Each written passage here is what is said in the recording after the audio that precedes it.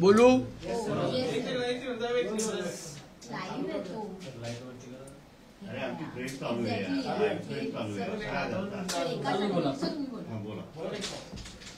आपल्याला आठवत असेल 3 महिन्यापूर्वी आम्ही 2 पत्रकार परिषदा घेतल्या होत्या। महानगरपालिकेचं जे कचऱ्याचं टेंडर आहे त्याच्या संदर्भात 3 पत्रकार परिषदा घेतल्या होत्या। पहिल्या पत्रकार परिषदेमध्ये आम्ही हे स्पष्ट केलेलं की या टेंडरमध्ये कार्टेल आहे आणि गुजरात आणि दिल्लीच्या काही कंपन्या आहेत ज्यांना हे काम देण्यासाठी एक कार्टेल तयार करण्यात आलेलं आहे। आणि महानगरपालिकेचं जे एस्टिमेट आहे म्हणजे महानगरपालिकेने जे एस्टिमेट तयार केलेलं वाटतं 4000 कोटीचं तयार केलं, त्याच्यापेक्षा 32% अधिक नी हे टेंडर दिलं जाणार आहे। हे टेंडर ओपन व्हायच्या आधी आम्ही आपल्याला सांगितलं होतं। त्याच्यानंतर आम्ही दुसरी पत्रकार परिषद घेतलेली, त्यावेळेला हे काम कुठल्या कुठल्या कंपन्यांना मिळणार त्या कंपन्यांची नावं आम्ही तुम्हाला दिलेली। त्याच्यामध्ये AG Enviro, Metro Waste Management, Delhi Waste Management, Prime Enviro या कंपन्या क्वालिफाय होतील हे आम्ही सांगितलं होतं। त्याच्यानंतर दुसरं पाकिट ओपन केलं, ह्याच कंपन्या क्वालिफाय झाल्या। म्हणजे आम्ही जे आधी सांगितलेलं टेंडर ओपन व्हायच्या आधी त्याप्रमाणे ते घडलं। त्याच्यानंतर आम्ही सांगितलं होतं की कुठलं काम कुठल्या कंपनीला मिळणार, त्याप्रमाणे काल परवा महानगरपालिकेने ते टेंडर ओपन केलं। त्याप्रमाणे ग्रुप 1 मध्ये एजी एन्व्हिरोला काम मिळालं, ग्रुप 2 मध्ये जे आम्ही सांगितलेलं मेट्रो वेस्ट मॅनेजमेंटला काम मिळालं, ग्रुप 3 मध्ये मेट्रो वेस्ट मॅनेजमेंटला काम मिळालं, ग्रुप 5 मध्ये दिल्ली वेस्ट मॅनेजमेंटला काम मिळालं, ग्रुप 6 मध्ये दिल्ली वेस्ट मॅनेजमेंटला काम मिळालं, ग्रुप 7 मध्ये प्राईम एन्व्हिरोला काम मिळालं आणि पुन्हा 8 मध्ये एजी एन्व्हिरोला काम मिळालं। म्हणजे जे आम्ही ग्रुप सकट सांगितलं होतं ते काम तसंच्या तसं टेंडर ओपन व्हायच्या आधी आम्ही आपल्या सगळ्यांना सांगितलेलं। याच्यामध्ये कशा प्रकारचा भ्रष्टाचार होणार आहे हे सांगून आयुक्तांनी त्याच्यावर कुठलीही ऍक्शन घेतली नाही। जी आमची माहिती आहे त्यानुसार ऍडिशनल कमिशनर जे एक आहेत त्यांनी याच्या संदर्भात थर्ड पार्टी लीगल ओपिनियन मागवलं होतं। लीगल ओपिनियन निगेटिव्ह आलं, त्याच्या संदर्भात आम्ही आरटीआय सुद्धा टाकला की लीगल ओपिनियन उपलब्ध करून द्या। महानगरपालिकेने ते अजून लीगल ओपिनियन आम्हाला उपलब्ध करून दिलेलं नाही। पण आमची माहिती ज्या अर्थी आम्ही तुम्हाला एवढ्या सगळ्या माहिती आधी सांगितलेल्या आहेत त्या अर्थी आमची माहिती ही कन्फर्म आहे की लीगल ओपिनियन सुद्धा याला निगेटिव्ह आलेलं। आणि मुळामध्ये जी टेंडरची कॉस्ट होती ती 4000 कोटीवरनं साधारण 6600 कोटीच्या वर चाललेली आहे। मग 4000 कोटीचं टेंडर 6600 कोटीला का दिलं जातंय, कुठल्या कंपन्यांना दिलं जातंय, या कंपन्यांची कोणाचे लागेबंदे आहे, याच्यामध्ये मी एक नाव सुद्धा घेतलेलं, ते नाव पुन्हा एकदा घेतोय, सनी पांड्या। हा माणूस या सगळ्या गोष्टींच्या पाठी इन्व्हॉल्ड आहे। ही गुजरातची कंपनी आहे। त्या सनी पांड्याचा फोटो सुद्धा मी आपल्याला मागच्या वेळेला दाखवलेला, तो आताही उपलब्ध आहे। आणि या सनी पांड्यानी हे सगळं कार्टेल तयार केलंय। याच्यामध्ये गगराणी साहेबांवर काय प्रेशर आहे मला माहित नाही। आणि एवढे सगळे पुरावे देऊन सुद्धा हे टेंडर त्यांना द्यायची सरकारला का आवश्यकता आहे का? येणाऱ्या महानगरपालिकेच्या निवडणुकीच्या आर्थिक गणितासाठी हे सगळं मॅनेज केले जाते। बरं 32 कोटी अबो जे मी सांगतोय ते ऍक्च्युअल 60 कोटीपर्यंत जात आहे, कारण 46% जी लेव्ही आहे कामगारांची लेव्ही जी नव्हती पहिली, पूर्वी रेटमध्ये असायची, आता ती एक्स्ट्रा देत आहे। म्हणजे हे पालिका खिशातून देणार आहे म्हणून ते टेंडर 32 नाही 60% वर जाते। आणि मग हे लोकांचे पैसे अशा पद्धतीने खायचे आणि तेच निवडणुकीमध्ये वापरायचे, ही मोडस ऑपरेंटी आत्ताचं सरकार करतंय का? आणि जर माझा प्रश्न असा आहे, तर इतरांचे भ्रष्टाचार भारतीय जनता पक्ष जर बोलते की ह्याचा भ्रष्टाचार त्याचा भ्रष्टाचार, मग स्वतः जर भ्रष्टाचार करणार आहेत त्यांना पहारेकरी म्हणून बसलेले ना 5 वर्ष, मग आज हे असं का वागतायत? कोणाला सनी पांड्या कोण आहे हा माणूस? हा सनी पांड्या माणूस, ही कंपनी जी आहे दिल्ली वेस्ट मॅनेजमेंट सनी पांड्याची, हा सनी पांड्या कोणाचा कोण आहे? हा गुजरातचा माणूस आहे, हा कोणाचा कोण आहे? याची चौकशी झाली पाहिजे. हा, आणि सनी पांड्यांबद्दल अजून एक माहिती, गुजरातचे जे राज्यसभेचे खासदार होते भारतीय जनता पक्षाचे, त्यांचा मुलगा सनी पांडे आहे. मग ह्याला फेवर करण्यासाठी हे टेंडर तयार केलंय का? ह्याला फेवर करण्यासाठी महाराष्ट्रातनं पैसे देणार आहात का तुम्ही? जे आम्ही टॅक्स रूपात, आम्ही कर स्वरूपात जे पैसे भरलेत ते पैसे तुम्ही त्याला देण्यासाठी हे सगळं टेंडर मॅनेज केलंय का? हा महत्वाचा प्रश्न होतो. आम्ही एक्सटेन्शन दिला आताचा कॉन्ट्रॅक्ट 1 वर्षाचा, मग त्या एक्सटेन्शनमध्ये नवीन टेंडर घेऊ शकतात. आणि आता महानगरपालिकेने मध्ये एक निर्णय घेतलेला की सध्याचे कार्यरत ठेकेदार होते, कॉन्ट्रॅक्टर होते, त्यांना 1 वर्षभराची मुदत द्यायची आणि नवीन महापालिका जेव्हा अस्तित्वात येईल, निवडणूक आल्या तेव्हा नवीन टेंडर तुम्ही स्टँडिंग कमिटी समोर आणा आणि त्याचा काय तो लोकांसमोर येऊ दे. पण तसं न करता निवडणुकीची आचारसंहिता लागायच्या 1 महिन्यावर आधी तुम्ही एवढ्या घाईघाईनी या व्यक्तींसाठी टेंडर का मंजूर करताय? हा महत्वाचा प्रश्न इथे निर्माण होतो. एवढी घाई कोणासाठी आहे, कशासाठी आहे? आणि माझी सन्माननीय मुख्यमंत्र्यांवर आमचा विश्वास आहे की ते भ्रष्ट नाहीये, पण नुसता विश्वास ठेवून किंवा नुसतं ते भ्रष्ट नाहीयेत असं म्हणून होणार नाही. या सगळ्या गोष्टीची चौकशी ही मुख्यमंत्र्यांनी लावली पाहिजे. हे कोणासाठी फेवर करायला महानगरपालिका काम करते, हा कोणाचा माणूस आहे, या सगळ्याची चौकशी मुख्यमंत्र्यांनी केली पाहिजे अशी आमची अपेक्षा आहे त्यांच्याकडनं. आणि जर आम्ही 1 आठवड्याची मुदत देतोय महानगरपालिकेला 8 दिवसाची, जर झालं नाही तर आयुक्तांच्या दालनाबाहेर आम्ही स्वतः बसून राहू जोपर्यंत याची चौकशी लावत नाही. आम्ही तिथनं हटणार नाही हे आयुक्तांनी लक्षात घ्यावं. आणि हा आमचा शेवटचा इशारा आहे. जोपर्यंत या प्रकरणाची चौकशी होत नाही, या प्रकरणाचं सत्य बाहेर येत नाही, याची चौकशी लावली जात नाही, तोपर्यंत आयुक्तांच्या दालनाच्या बाहेर आम्ही धरणं घेऊन बसणार आहोत. उपोषण नाही, धरणं. मनसेची उपोषण स्टाईल नाही, आम्ही धरणं धरून बसू. मग आयुक्त कॅबिनमध्ये राहतील, आम्ही आयुक्तांच्या कॅबिनमध्ये राहू. मग आयुक्त घरी जातील ना आम्ही घरी जाऊ, हे आम्ही आयुक्तांना स्पष्टपणे सांगतो. आम्ही त्यांना 10 वेळेला भेटीची वेळ मागितली, 10 वेळेला पत्र दिलेली आहेत. आयुक्त आम्हाला ह्या प्रकरणात वेळ देत नाहीये, म्हणून आम्हाला दुसरा पर्याय नाहीये.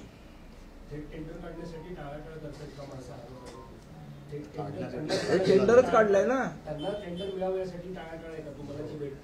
हो, कारण ह्याची चौकशीची मागणी आम्ही करणार आहोत. आमच्याकडे पुरावे आम्ही दिलेले आहेत. याची उत्तरं नाही आहेत आयुक्तांकडे, म्हणून टाळाटाळ चालू आहे. पण ह्या संपूर्ण प्रकरणाची चौकशी जोपर्यंत होत नाही, हे टेंडर रद्द होत नाही, आम्ही आयुक्तांच्या दालनाच्या बाहेर बसून राहू. कधी बसू, काय बसू ते आम्ही योग्य वेळी सांगू. पण आधीपासून सांगितलं तर ते जायलाच देत नाहीत म्हणून.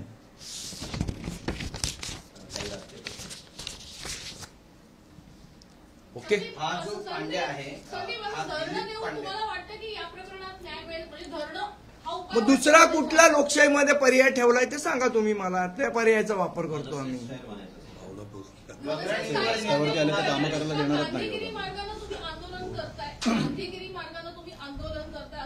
नाही, धरणं काय फक्त गांधीजींचीच मुक्तेदारी नव्हती ना, बाकीचींची पण आहे.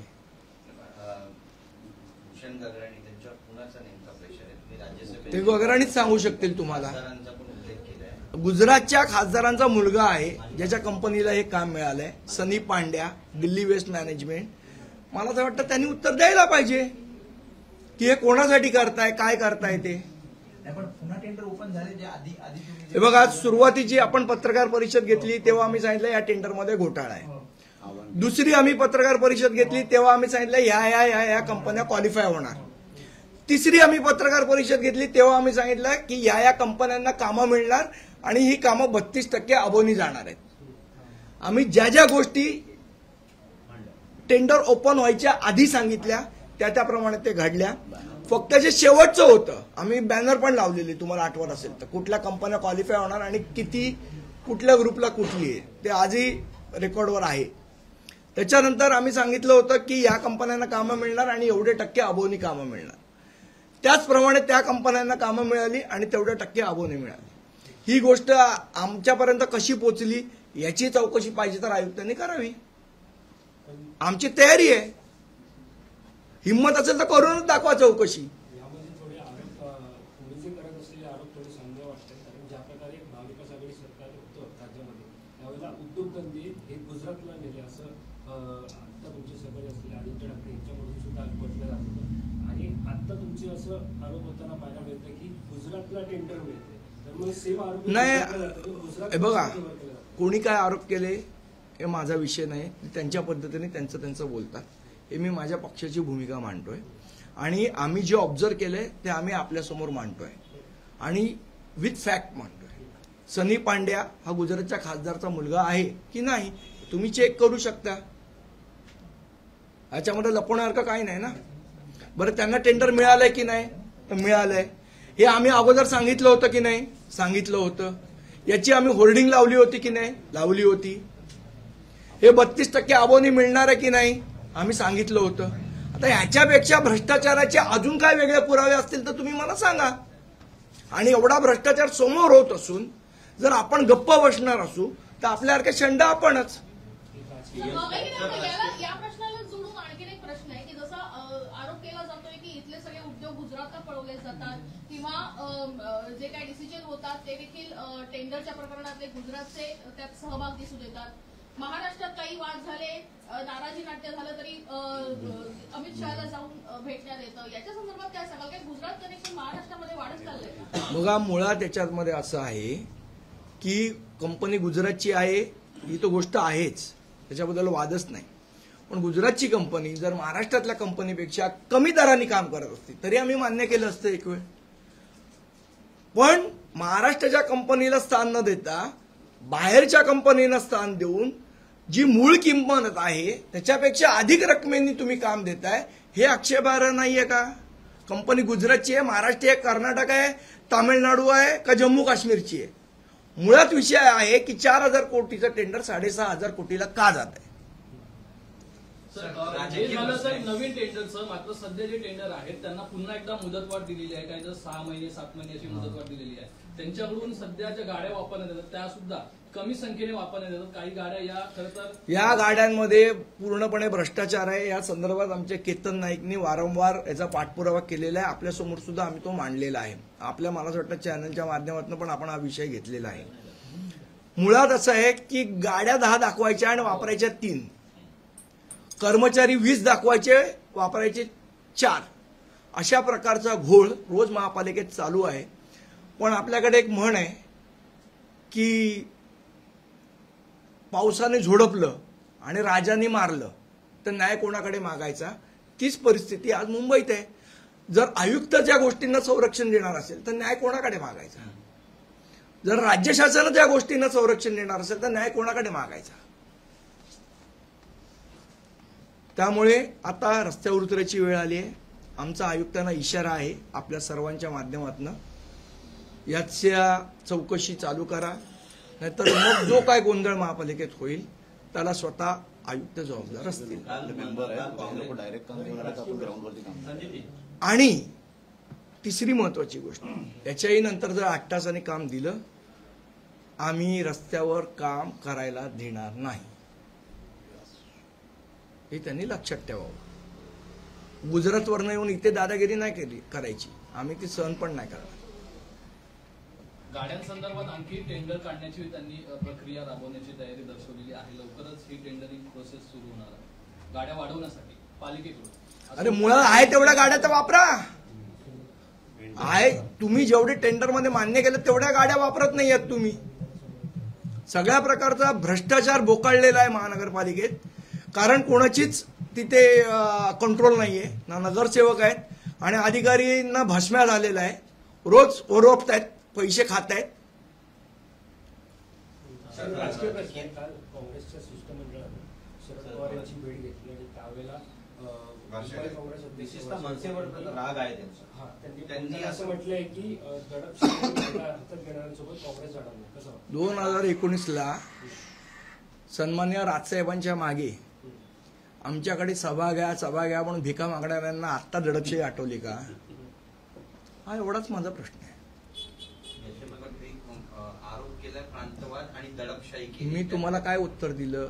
2019 मध्ये लोकसभेच्या वेळेला सन्माननीय राजसाहेबांची आपल्या इथे सभा व्हावी याच्या भिका मागणाऱ्या लोकांना आज आठवण झाली का की मनसे दडपशाही करते? ती तेव्हा झाली नाही का? एवढाच माझा प्रश्न आहे. मुळातच काँग्रेस ही उद्धव ठाकरेंसोबत आता जायला तयार नाहीये. मग याला आम्ही एका शब्दात उत्तर दिलेलं आहे या सगळ्या गोष्टींचं. उद्धव ठाकरे अपशकुनी आहेत आणि म्हणूनच काँग्रेसला ते नकोसे आहेत अशा पद्धतीची टीका आशिष शेलार यांनी केलेली आहे. कुठेतरी आदित्य ठाकरे आणि उद्धव ठाकरेंनी आता केवळ आता कोण अपशकुनी आहे आणि कोण मुंबईचा शकुनी आहे ते मला वाटतं आशिष शेलार जास्त सांगू शकतात.